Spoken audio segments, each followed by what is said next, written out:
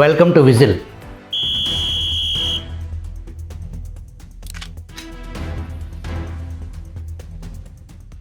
నిన్న సాక్షి పత్రిక వెబ్సైట్ ఒక సంచలన వార్త కనిపించింది.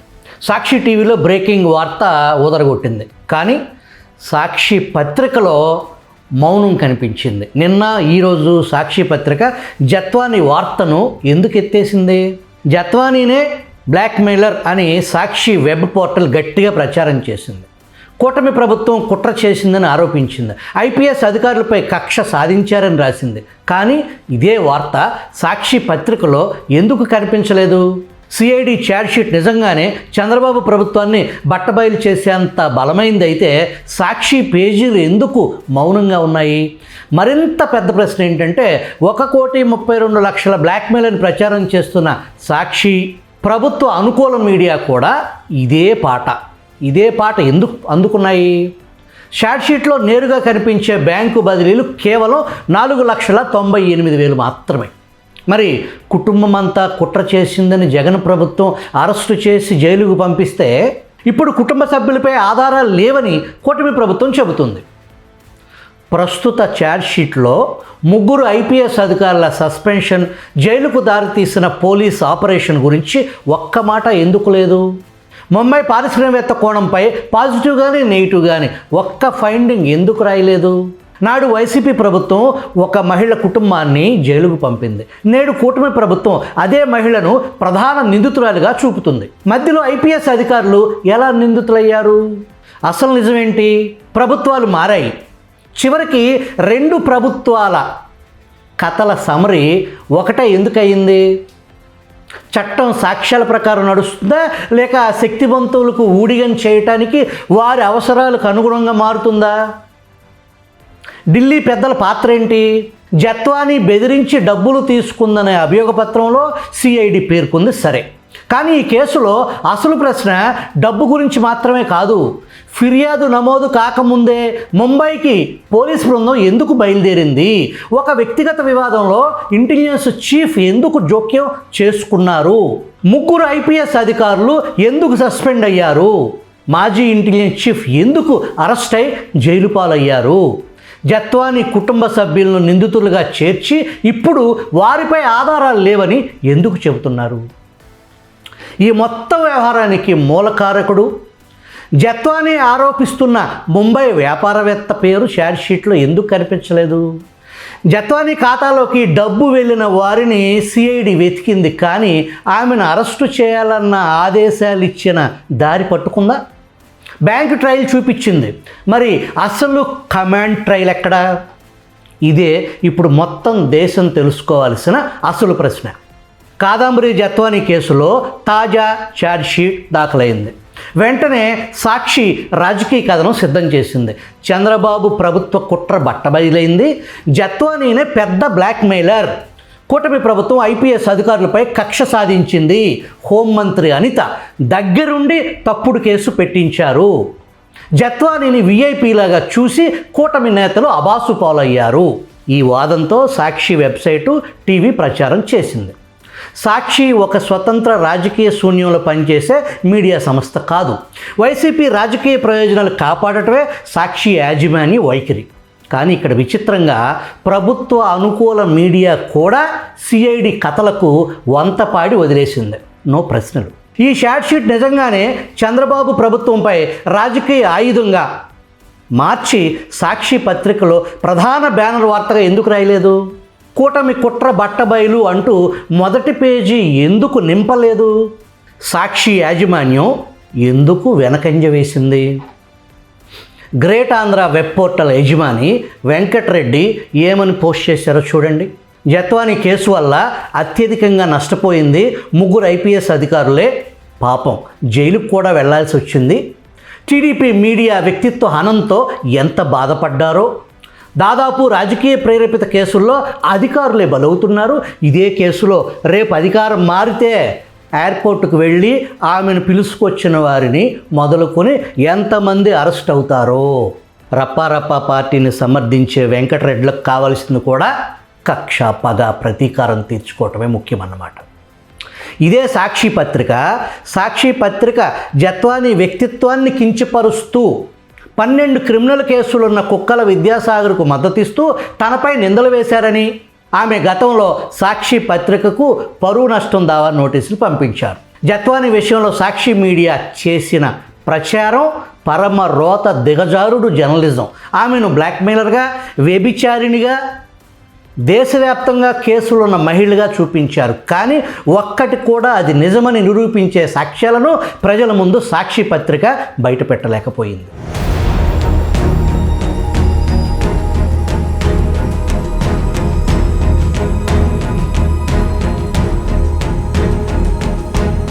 ఇప్పుడు తెలుగుదేశం అనుకూల మీడియాది అదే తంతు. షార్ట్షీట్ను పూర్తిగా చదివితే బ్యాంకు ఖాతాల ద్వారా నేరుగా కాదంబరి ఖాతాకు 1,50,000, ఆమె తల్లి ఉమ్మడి ఖాతాకు 3,48,000, మొత్తం 4,98,000 సిఐడి చెబుతుంటే కోటాను కోట్లు అని మీడియా చేత ప్రచారం చేయిస్తుంది ఎవరు? నిజమైన జర్నలిజంలో ప్రశ్నలు పుడతాయి. రాజకీయ వ్యభిచార ప్రచారంలో పెద్ద సంఖ్యలు పుట్టిస్తే సరిపోతుంది. సాక్షి కథనం ప్రకారం జత్వానినే పెద్ద బ్లాక్మెయిలర్ అని తేలింది. ఎవరు తేల్చారు? కోర్టా? కాదు, సిఐడి దర్యాప్తు అధికారి ఒక అభియోగ పత్రం దాఖలు చేశారు. షార్ట్షీట్ అంటే ప్రాసిక్యూషన్ ఆరోపణ, తీర్పు కాదు. నిందితురాలి వాదన ఇంకా కోర్టులో వినిపించాల్సి ఉంది. సాక్షులను క్రాస్ ఎగ్జామిన్ చెయ్యాలి. బ్యాంకు లావాదేవీల స్వభావం తేలాలి. సిడిఆర్ కాల్ జరిగినట్టు మాత్రమే చూపుతుందా, లేక బెదిరింపు కంటెంట్కు వేరే డిజిటల్ ఆధారం ఉందా లేదా తేలాలి కదా. సన్నిహిత ఫోటోలు సిఐడి స్వాధీనం చేసుకుందా? ఇవన్నీ కోర్టు పరిశీలనలో తేలాల్సిన అంశాలు. అందువల్ల షార్ట్షీట్ దాఖలైంది అనే వార్తను జత్వాని బ్లాక్మెయిలర్ అని తేల్చేసి చెప్పటాన్ని జర్నలిజం అనలేవు. అభియోగాన్ని తీర్పుగా ప్రచారం చేయటం దిగజారుడు జర్నలిజానికి పరాకాష్ట. జగన్ ప్రభుత్వం కట్టిన మొదటి ఎఫ్ఐఆర్లో కాదంబరి మాత్రమే కాదు, ఆమె తల్లి, తండ్రి, సోదరుడు అందరినీ నిందితులుగా చేర్చారు. కుట్ర, చీటింగ్, ఫోర్జరీ సహా అనేక తీవ్రమైన సెక్షన్లు పెట్టారు. కాదంబరి, ఆమె తల్లిదండ్రులను అరెస్ట్ చేసి జ్యుడిషియల్ కస్టడీకి పంపారు. కానీ తాజా షార్ట్షీట్ ఏమంటుంది? కాదంబరి కుటుంబ సభ్యులపై నేరపూరిత ప్రమేయానికి సరిపోయే ఎవిడెన్స్ దొరకలేదు అని చెబుతుంది. మరి ఆధారాలు లేని తల్లి, తండ్రిని అరెస్ట్ చేసి జైలుకు పంపిన పోలీసుల పాత్ర ఏంటి? వారిని ముందుకు నెట్టిన అసలు కమాండర్ ఎవరు? వారిని ఏ ఆధారాలతో అరెస్ట్ చేశారు? ప్రాథమిక దర్యాప్తు మొదలు పెట్టక ముందే కుటుంబం మొత్తాన్ని కేసులో ఎలా ఇరికించారు? కుక్కల సన్ చెప్పిన విధంగా ఫోర్జరీ, కుట్ర, చీటింగ్ సెక్షన్లు ఎందుకు నిలబడలేదు? ఈ ప్రశ్నలకు సమాధానం లేకుండా ఛార్జ్షీట్ను రాజకీయ ఆయుధంగా ఉపయోగించడం అంటే ఎంపిక చేసిన దిగజారుడు జర్నలిజం కాదా? జత్వాని తప్పు చేసింది అంటే పోలీసులు చేసిందంతా చట్టబద్ధమైపోతుందా? జత్వానిపై ఎక్స్టార్షన్ ఆరోపణ నిజం అనుకుందాం. పోలీసులు చట్టాన్ని ఉల్లంఘించడానికి హక్కు కల్పిస్తుందా? 3 సీనియర్ ఐపీఎస్ అధికారుల సస్పెన్షన్కు సరైన పరిశీలన లేకుండానే అరెస్టుల్లో అధికార దుర్వినియోగం జరిగిందా? అసలు ఈ కేసు ఒక మహిళ దగ్గరే ముగిసే ప్రయత్నం జరుగుతుందా? ముందుకు వెళ్ళటం లేదా?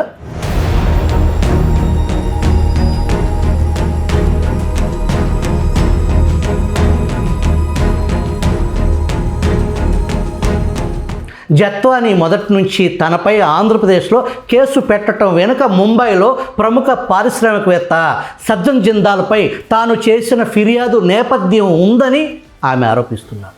జత్వాని చేసిన ఆరోపణలకు ఏపీసీఐడి పరిశీలనకు వచ్చిందా? కనీసం సజ్జన్ జిందాల్కు ఒక నోటీస్ జారీ చేసిందా? కుక్కల విద్యాసాగర్కు ఆ పారిశ్రామికవేత్తతో, ఆయన సంస్థలతో లేదా మధ్యవర్తులతో సంబంధం ఉందా? ఆంధ్రప్రదేశ్ పోలీసు ఉన్నతాధికారులకు ముంబై కార్పొరేట్ వర్గాల నుంచి ఎలాంటి కమ్యూనికేషన్ వచ్చింది? తాడేపల్లి ప్యాలెస్లో ఎవరి ఆధ్వర్యంలో ఆ మీటింగ్ జరిగింది? ఈ కేసును ముంబై ఫిర్యాదుతో కలిపే ఏ ఆధారమైనా దొరికిందా? దొరకలేదంటే స్పష్టం చేయాలి. దర్యాప్తు చేసాం, సంబంధం లేదని నమోదు చేయాలి కదా. కానీ షార్ట్షీట్లో సజ్జన్ జిందాల్ కోణంపై పాజిటివ్గా లేదా నెగిటివ్ ఫైండింగ్ ఎందుకు కనిపించలేదు? ఇది సజ్జన్ ప్రమేయం ఉందని నిరూపించదు, కానీ అదే సమయంలో ఆ కోణాన్ని సమగ్రంగా పరిశీలించలేదా అనే అనుమానాన్ని మాత్రం తొలగించదు. వైసీపీ ప్రభుత్వం సజ్జన్ జిందాల్ కోసం పనిచేసిందా? ఇది తీవ్రమైన రాజకీయ ఆరోపణ. మరి పోలీసులకు వచ్చిన ఆదేశాల మూలం ఏంటి? ఒక సాధారణ వ్యక్తిగత ఆర్థిక వివాదానికి రాష్ట్ర ఇంటెలిజెన్స్ స్థాయి అధికారులు ఎందుకు కదిలారు? ఫిర్యాదు నమోదు కంటే ముందే అరెస్టు ఏర్పాట్లు ఎందుకు జరిగాయి? కుటుంబం అంతటిని ఎందుకు అరెస్ట్ చేశారు? ఒక ముంబై మహిళను పట్టుకోవటానికి ఇంత భారీ పోలీసు శక్తి ఎందుకు వినియోగించారు? ఇవన్నీ సమాధానం కోరుకునే ప్రశ్నలు. సమాధానం ఇవ్వాల్సిందే దర్యాప్తు సంస్థే, రాజకీయ ప్రచార సంస్థలు కాదు. కూటమి ప్రభుత్వం అధికారంలోకి వచ్చిన తర్వాత జత్వాని ఫిర్యాదుపై తీవ్రంగా స్పందించింది. కుక్కల విద్యాసాగర్ను అరెస్ట్ చేశారు. పోలీసు అధికారులపై కేసులు నమోదయ్యాయి, సస్పెన్షన్లు జరిగాయి. పిఎస్ఆర్ ఆంజనేయులు అరెస్టు, రిమాండ్ వరకు వెళ్ళారు. అప్పుడు ప్రభుత్వం ఇచ్చిన సందేశం, ఒక మహిళకు జరిగిన అన్యాయాన్ని బయటకు తీస్తాం. కానీ ఇప్పుడు అదే ప్రభుత్వ ఆధీనంలోని సిఐడి మొదటి కేసులో జత్వానినే ఎక్టార్షన్ నిందితురాలుగా చూపుతుంది. ఇక్కడ రెండు విషయాలు ఒకేసారి నిజం కావచ్చు. జత్వాని విద్యాసాగర్ను బెదిరించి ఉండొచ్చు, పోలీసులు ఆమెను అక్రమంగా అరెస్టు చేసి ఉండొచ్చు. కానీ ప్రభుత్వం నిజంగా పూర్తి సత్యాన్ని వెలికి తీయాలంటే ఈ రెండు కేసులను సమన్వయం చేయాలి. ఒక కేసులో విద్యాసాగర్ బాధితుడు, మరో కేసులో కుట్ర ఆరోపణలు ఎదుర్కొంటున్న నిందితుడు. ఒక కేసులో జత్వాని నిందితురాలు, మరో కేసులో పోలీసుల వేధింపుల బాధితురాలు. ఈ విరుద్ధ పాత్రల మధ్య పూర్తి ఆధార సంబంధాన్ని ప్రభుత్వం ప్రజలకు వివరించాలి. అలా చేయకుండా ఒక కేసును నెమ్మదిగా బలహీనపరిచి మరో కేసును ముందుకు నడిపితే కూటమి ప్రభుత్వం కూడా ఏదో ఒత్తిడికి లొంగిందా అనే అనుమానం ప్రజల్లో చర్చకు వస్తుంది. జిందాల్ పేరు ప్రధానంగా ముందుకు రావటం వైసీపీ సాక్షికి, కూటమి ప్రభుత్వానికి, ఢిల్లీ పెద్దలకు ఎవరికి ఇష్టం లేకపోవచ్చు.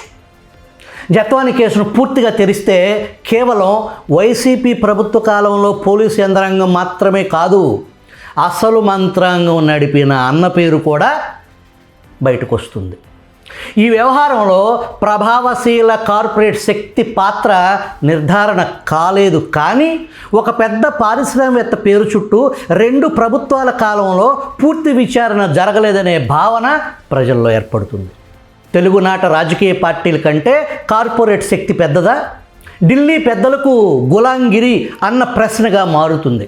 అది రెండు పక్షాలకు అసౌకర్యం కలిగించే ప్రశ్నే. నాడు ఒక ప్రభుత్వం, నేడు మరొక ప్రభుత్వం, మధ్యలో చట్టం.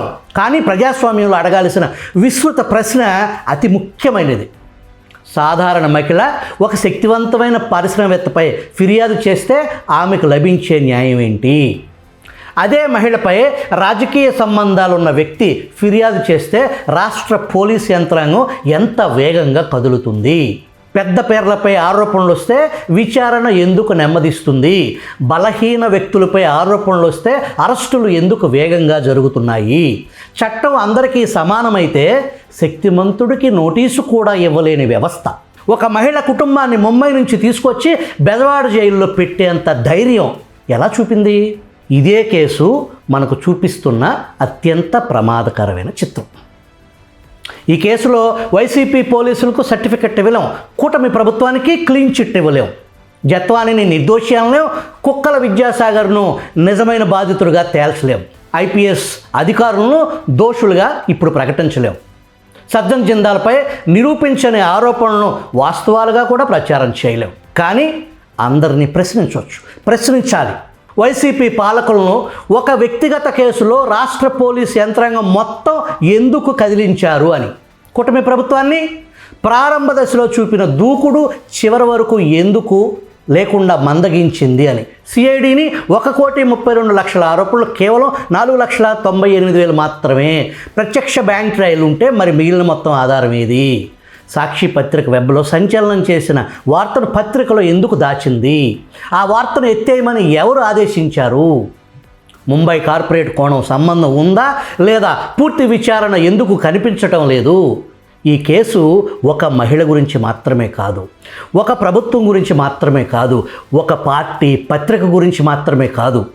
ఇది భారత ప్రజాస్వామ్యంలో మీడియా ఎవరి కోసం పనిచేస్తుంది, పోలీసులు ఎవరి ఆదేశాలతో కదులుతున్నారు, ప్రభుత్వాలు ఎవరికి భయపడుతున్నాయి, చట్టం సాధారణ వ్యక్తికి ఒకలా, శక్తిమంతుడికి మరోలా పనిచేస్తుందా అనే ప్రశ్నల కేసు ఇది. నాడు వైసీపీ ప్రభుత్వం జత్వానిని నిందితురాలుగా చూపింది. నేడు కూటమి ప్రభుత్వ సిఐడి కూడా ఆమెను నిందితురాలుగా చూపుతుంది. మధ్యలో ఆమెను బాధితురాలుగా చూపి ఐపీఎస్ అధికారులు అరెస్ట్ అయ్యారు. కానీ అన్ని కథల్లోనూ కనిపించిన విషయం ఒక్కటే, అసలు ఈ ఆదేశాలు ఎవరివి? ఆమె కోసం రాష్ట్ర యంత్రాంగాన్ని కదిలించిన అసలు శక్తి ఎప్పుడు విచారిస్తారు? చట్టం నిజంగా సమానమైతే ఒక మహిళ దగ్గరే కేసు ముగియకూడదు, ఒక పోలీస్ అధికారి దగ్గరే ఆ కథ ఆగిపోకూడదు. అసలు ఆదేశాలు ఇచ్చిన మొదటి వ్యక్తి వరకు వెళ్ళాలి కదా. అప్పుడే ఇది అసలు దర్యాప్తు. లేకపోతే ఒక ప్రభుత్వం రాసిన కథను నేడు మరో ప్రభుత్వం కొత్త ముగింపుతో ప్రచురిస్తుంది, అంతే.